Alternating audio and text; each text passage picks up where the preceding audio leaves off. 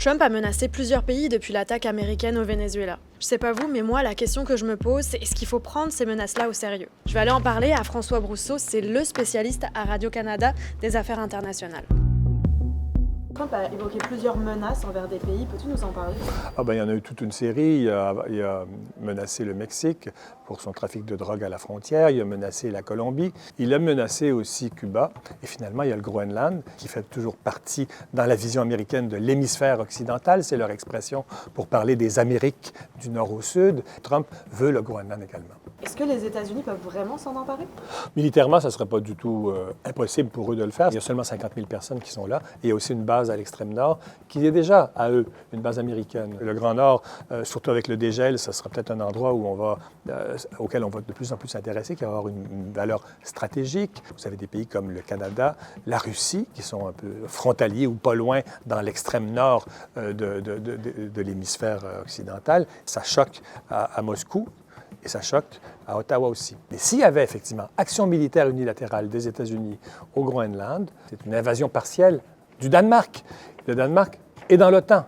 L'OTAN dit, si un pays de l'OTAN est attaqué, tous les pays sont attaqués et lui doivent solidarité, y compris militaire. Il faut y aller.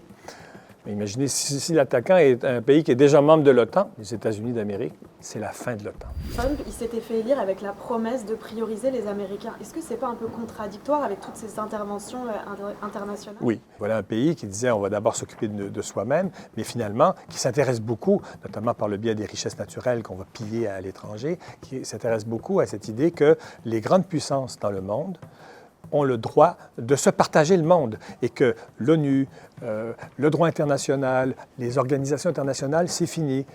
Ce qui est à moi et ce qui est autour m'appartient. Et puis les Russes, c'est pas dit explicitement, mais les Russes font ce qu'ils veulent avec l'Ukraine et les Chinois, s'ils veulent reprendre Taïwan, dans cette logique, nous, on n'a rien à dire, parce que nous, on s'empare du Groenland, on intervient au Venezuela, et peut-être demain, je ne sais pas moi, au Mexique ou à Cuba.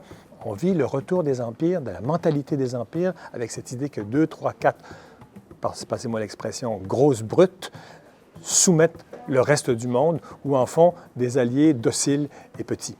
Cette idée qu'il y a encore un monde basé sur le droit international, avec des organisations internationales, avec des principes, des valeurs. Il y a quand même des gens qui continuent à le défendre. On peut en trouver ici, on peut en trouver en Europe. La grande question des prochains mois, des prochaines années, c'est est-ce que l'Europe va se déliter en petite nation ou au contraire, elle va essayer de continuer à exister sur le plan géostratégique comme entité, comme unité.